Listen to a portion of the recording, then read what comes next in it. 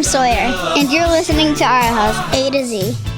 Okay, so we're back, and good to be with everybody out there. Happy Friday. Happy Friday. Happy springtime. We've had some nice days. Springtime, ding-a-ding, sweet love. Back in the rain now, but I'll tell you what spring is spring. What's spring? Spring is baby chicks. Spring is baby chicks. Yeah, so we just got our 30 baby chicks. Yep, there's always some funny memes rotating around Instagram and social media at this time of year because girls are always joking about like going to Tractor Supply and picking up chicks. Yeah. Like you can't stop it. Like once you see them, it's just inevitable. You got to get them. But we actually I was really particular about what we ordered this time. We've had chickens for about 9 years. This round, we've actually used that Murray McMurray hatchery. Actually, for 9 years, we've used them at different points because I like to hand pick. I don't buy them all just based on their egg laying, and if it is, it's usually just for like color reasons. And I just like the way the flock looks in the backyard, the different colors, the different sizes, and it's the optics. It's the optics, just pleasing. It's just, as Messer would say, it's so aesthetic. No, geez. Yeah, she says a lot of things. Anyway. So it's chick season. It's chick season. The season of the chicks. Oh. And that's so fun. That's so fun. So anyway, I hope that everybody out there is enjoying this threshold time. I know it's actually spring, but we haven't had enough nice days to actually know it yet. But the nice ones we've had have been incredible. Yeah. Today it wasn't nice out, but it was nice in here because we had one of our literal like OGs to HPC. Yep. Cheryl Powers. Thank you, came Cheryl. by today with multiple boxes of Crumble Cookies. I didn't even know Crumble was up here. We've had it in the South over the last couple of years when we visited friends. Yeah. When those pink boxes like walked in, I was like way too excited. You were. I know. It's I just also love cookies. It's tough meetings. You've been in a lot of tough meetings. So it was like, God, just thank you, Cheryl Powers. Thank you, Cheryl Powers. For operating in the powers of the Holy Spirit because those just were drop shipped into our lives at the right time. Oh my gosh. It was really sweet and a super just kind thing today. Yeah. So this podcast was is brought so to you nice by Crumble Cookies. Yep. And I'm Cheryl happy Powers. because I'm not hungry. I mean, we didn't eat lunch or breakfast today, but no. I think I ate a whole cookie. I just take pieces off of all of them to taste all of them, but it probably ends up being one whole one. So that's awesome. I ate that in a Larabar today, and here we are. Here we are. So that was a great thing today. Another thing I wanted to bring up to you was, because I wanted to hear what your thoughts are. You hear my thoughts all the time. I know, but we never really talk about this, is the takeover of the Karens. Oh. And this whole Karen concept. What do you think about the Karen concept? Because I have mixed feelings on the Karen concept. One, because I have one of my besties is named Karen. And so she really does not like that the name Karen has gotten this hijacked. It's been hijacked. It's gotten a bad rap. But there are some people that you get why they've earned it.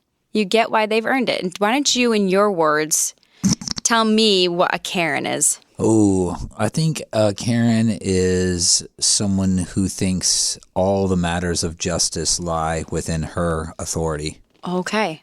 That's very interesting. I like that. And you love... Zach doesn't have social media, but... That's one of my favorite things to do. You love, when he grabs my phone, I know exactly what's happening. He's opening Instagram. I'm not looking at sermon He is not looking at anything. No sermon one-liners. It goes to one thing. Funny memes, like any type of... Not memes, like fails. You love fails. That's my favorite, yeah. Fails and Karen videos. I'm pretty sure I could watch fails for the rest of my life. Just like... You love fails. Fail army. Fail. Fail everything. You love it. Well, why do you think people failing brings you such joy? Because there's nothing funnier than someone else's misfortune. And you love it when it's physical. Like when people get physically hurt, that sends you into a full hysteria. Well, it just blows my mind how many people think that they're going to succeed on a rope swing when they've never held their own body weight before. I feel like there's just, or this worked in middle school. It should work now. Babe, you're saying that. Is that why you tried to get me to do that ropes one so many times at level 99 last night? Yes, that's exactly why. Do you know what your body weight is? Because I do. I've picked you up. You're like, I know you can't hold your own body weight. This ought to be fun. I actually can hold my own body weight. Thank you very much. The swinging on the rope thing is an issue. I can do it for a little while. The first time, when it was pretty epic to watch.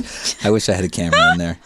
Which one? You fell back on the ground and you rolled backwards. Zachary Thomas, you are making this up. I rolled backwards on what? on your back, like you're on your back, but you roll in your rear end up in the air. It was like awesome. I did not do that. You're totally making that up. No, I watched it with my own eyes. Oh my gosh. After I successfully made it across the whole thing. After I made it to the third thing there, I was standing on it and you're like, swing out to the side and like you have to bang against the wall to get there. I can't, my hands were so raw at that point from holding onto the rope. It was not going to happen. It was so fun, but it was kind of a date night for us, but it was also kind of Finn's 14th birthday. Yeah. And so he and a group of his besties took to level 99 to It was send awesome it upon because it. now it's in Providence and it's super fun. Look at all these things we're plugging today. Yeah.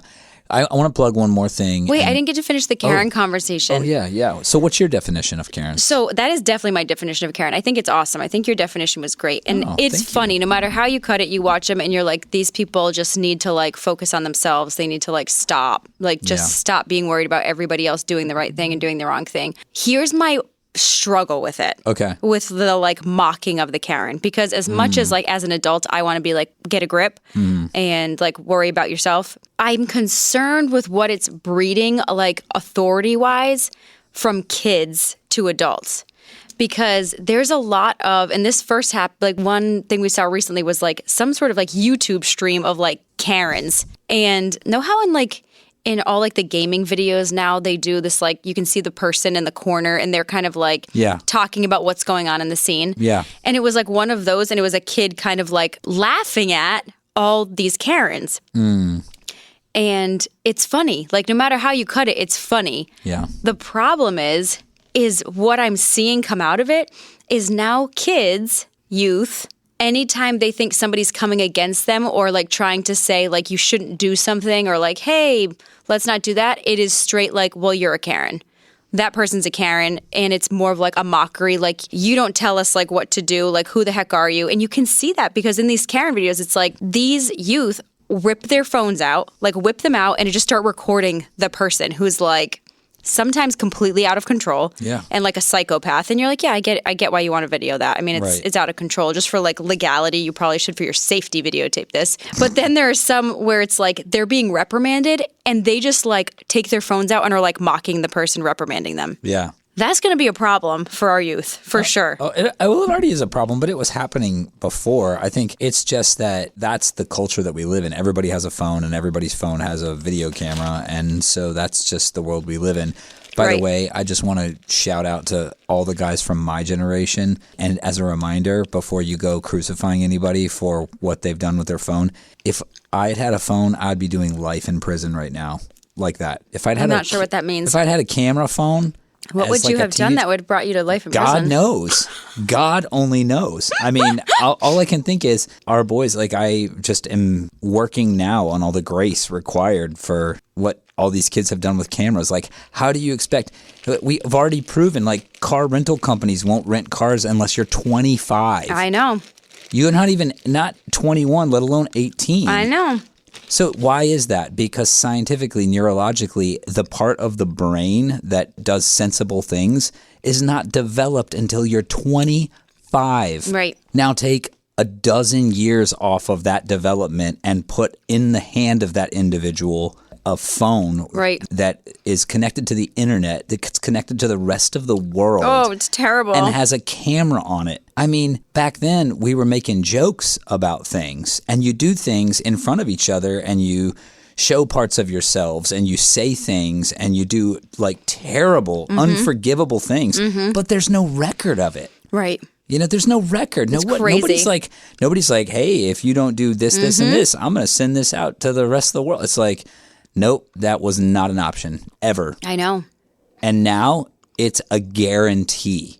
It went from a non-option to a this is going to happen. Right. So, I mean, it's just I know it's such a it's a funny way to like look at. I mean, no matter what, if you're not giving your kid, like if you're like, I'm going to be wise enough and not give my middle schooler or high schooler a smartphone, like if you have that sense, I mean, you're not just protecting them for the outside world, which is obviously like the biggest part of that is like protecting them from the garbage that's out there. The whole other aspect is you're protecting the world from them and their weird things that they're going to do. Oh my God. The weird things that they're going to do that, of course, go back to eventually protecting them. But kids are weird. Yeah. They do weird things. They say weird things, and you're like, wow, like I never thought you'd do that, but you did, Yeah. and here we are. And no, but I'm really glad you brought that up. Like, you're protecting the world from them. Yeah. I think that's like a really humble and realistic approach to this, because no teenager makes only good decisions ever. No, of course not. Now, preteen, even worse, right? And it just goes backwards from there. But I was in 2 different malls yesterday. One because I was with a buddy and I was grabbing something for Finn's birthday. And then the second one was in Providence Place at Level 99. In the first mall, I saw a girl from our middle school ministry here. And During the day? in the middle of the day, with a roving gang of teenagers. Dun, dun, dun. Caught. Yeah, well, I made What'd sure. you do with the roving gang? I made sure that she saw me, and I And was then like, what'd you do? Hey, well, we were sitting down eating Auntie Anne's, and this group comes by me, and I'm like, I Like, think I know you." that girl, and I caught her eye as they were walking by. I was like, hey, and she was like, oh, hi, and I was like, yeah, hey, like I didn't get into what are you doing here or anything, but I just know that sometimes being a kid and knowing that there's people always.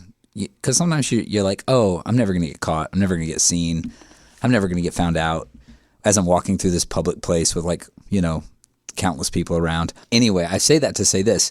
Now flash forward several hours to the evening and we're at Providence Place and we come around the escalator and right behind our little troop of Finn and 3 friends was another couple of like middle school, young high school age kids. Yep. And they're approached by a slightly older high school age kid with a phone out playing something. No recording. Them. And I don't even know what was going on there. And to be honest, I don't want to know. Yep. But I was thinking like, that's what happens when you drop your kids off at the mall unattended. Good night. God only knows who is like with their phones. I know. I know. I was thinking about that because we were talking. Finn is like, he's very trustworthy. And so I would never like drop Finn off at a mall and think he's going to make a bad decision. Usually err with him on like he's going to make good decisions tonight and like that kind of thing. I've never actually dropped him off at a mall, but I was now Sawyer, when I saw this going on, I was thinking this. Yeah. And I was thinking, even with my best intentions and a kid who makes tends to make great choices, again, not all the time. Mostly. Look at the circumstance you would have put them in. Yep. Without like thinking about it, with just thinking like, oh, they're going to walk around the mall with their friends and hang out because that's what teenagers want to do. Sure. How terrible. Yeah. All day. No. So anyway, that cured any sense of, oh, maybe it's okay. These kids out. And that was like on a random weekday night. There weren't even that many people up there at the mall last night. But they, lo and behold, it's out there. So anyway, I don't even know how we got that far off. But yeah. Karen's. Phones. Karen's phones and authority. And here's the deal. Karen's should be respected as adults by kids because I think all kids should respect adults. However, they are not just to be out there wielding authority like that. Like if there is something illegal really taking place, then call law enforcement or mall security or whatever it is. The people who actually do have the authority to. I mean, they go really nuts. It's like crazy. I think there's a disorder. It's got to be some diagnosable disorder where you think you're God or that you think, you throwing a temper tantrum. Yeah. I mean, some of these people, what they're doing is straight up illegal. I know. Too. It's not. I mean, doing church this long, we've run into situations that are similar where like somebody will just totally like lose their mind and it's like crazy. In fact, I think one of our 1-star reviews was. It actually was. Might have been a one Karen. of them. Yeah.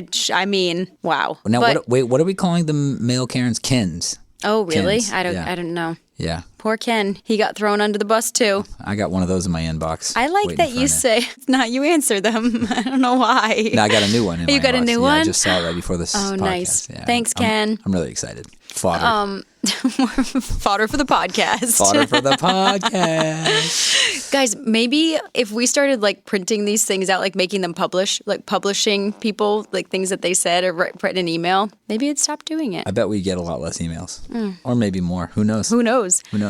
What was I just going to tell you? Shoot. I want just a quick note out there. I don't want to be so ignorant as to think that with all of our hundreds of thousands of weekly listeners, Oh, of course. that there aren't a few Karens out there. And so what I want to say to you Karens is don't forget you will be on camera and you will be on TV and you will be all over the internet making a complete of yourself. Nope. Like, beep that out, Ben. Bleep that out.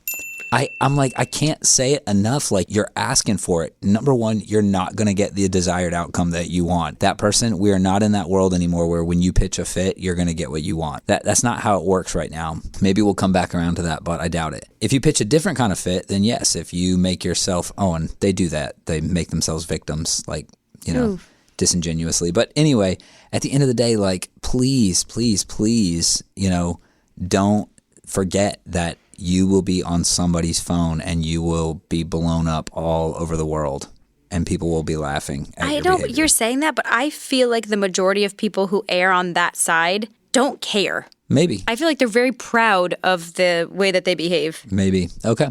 Well, I don't know. Anyway. Regardless, did you have anything important, your topics you wanted to share today? What did I have? There was something, but shoot, I don't know. This feels more important. This feels like more of like an eternally significant matter, Cookies and Karens. Cookies and Karens. With Zach and Ashley. Here we are. Yeah. No, it is. And it is a small world, too. It's a small world. I think that's important.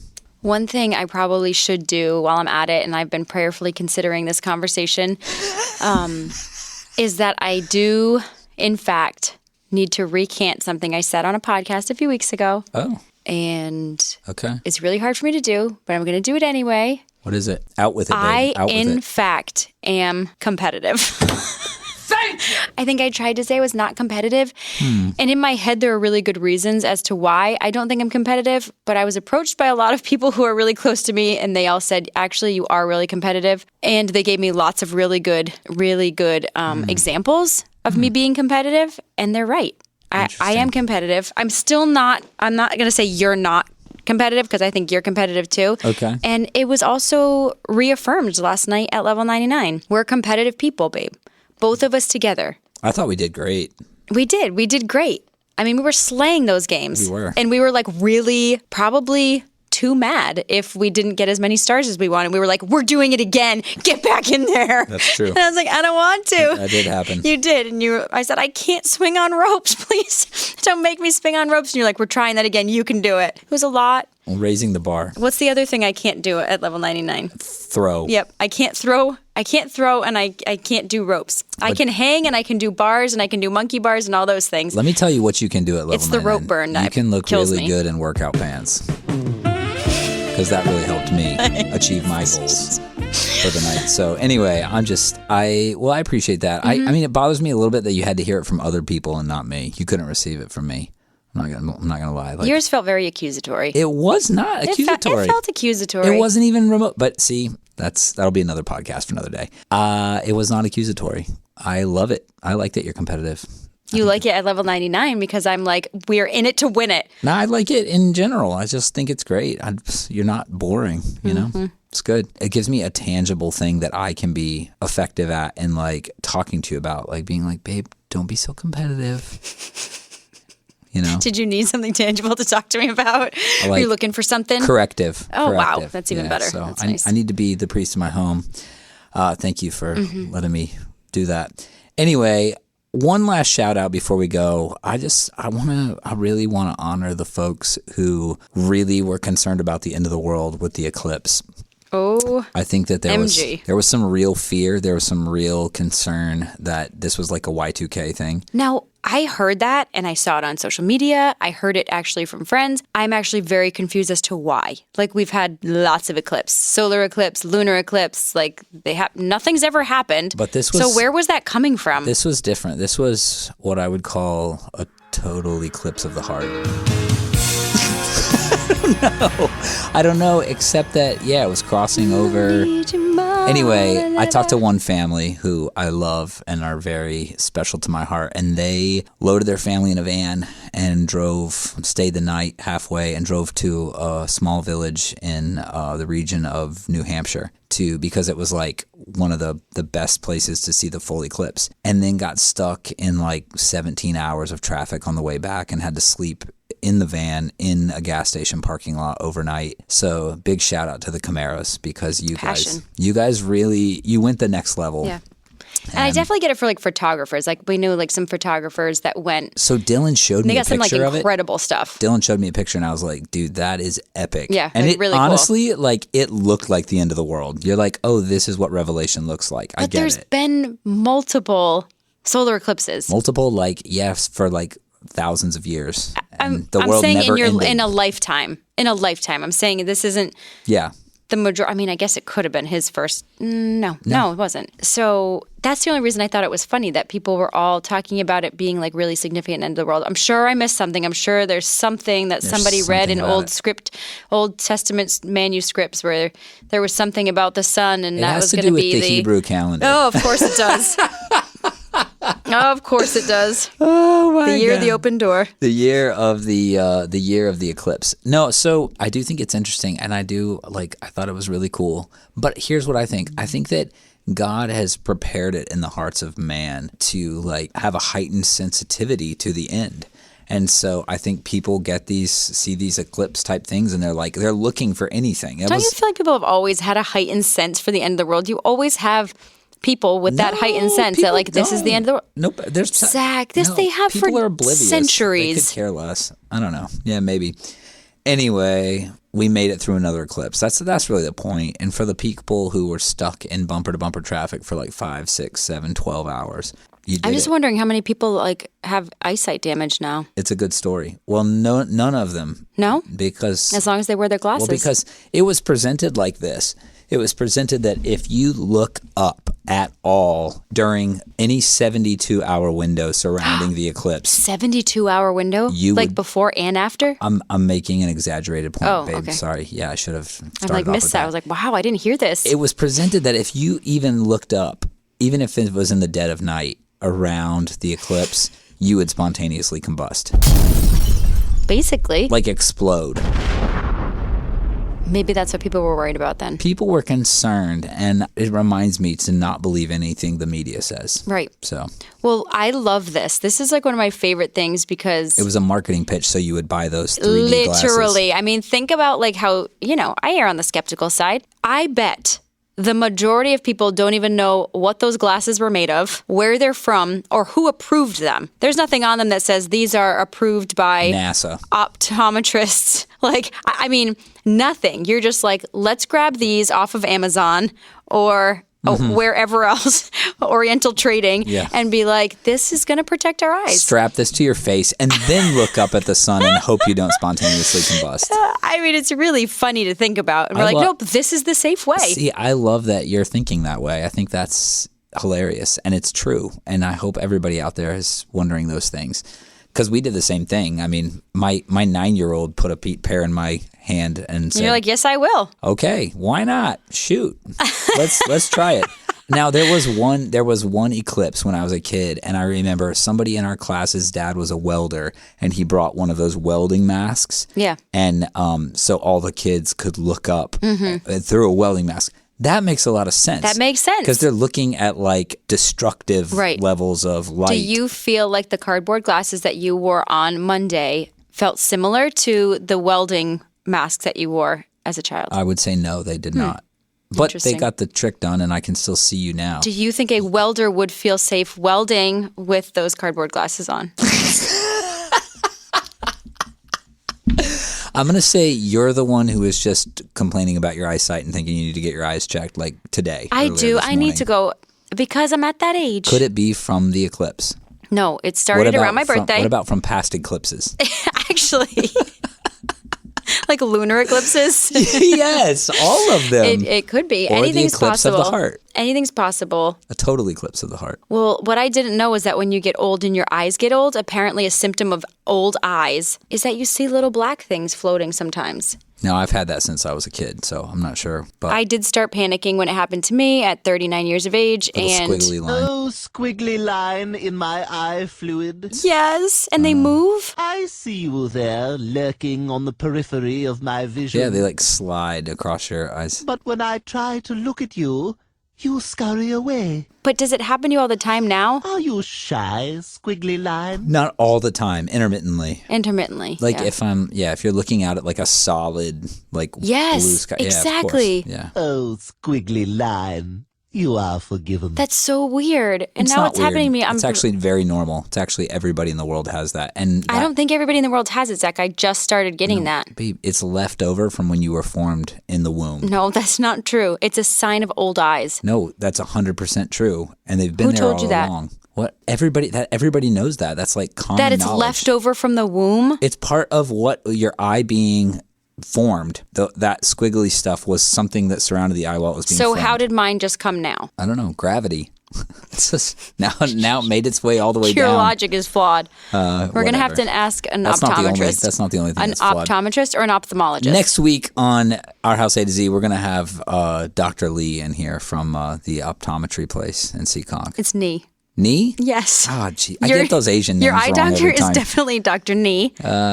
He's awesome. But you can bring Dr. Lee in and I'll ask you. Dr. Lee, Dr. Nee, Dr. I bet Schneed. that's why you thought it's from the womb, because Dr. Lee told you that. Who's Dr. Lee? Oh, you said you're bringing him in next week. No, I meant Dr. Nee. Anyway. Oh, we need to go because this is getting out of control. Our house Wonderful friends and Asian family, man. we love you guys so much, and we'll see you with something more sensible to talk about next Friday on Our House. No guarantees. This is Messer. And I'm Willa. This is our house from A to Z.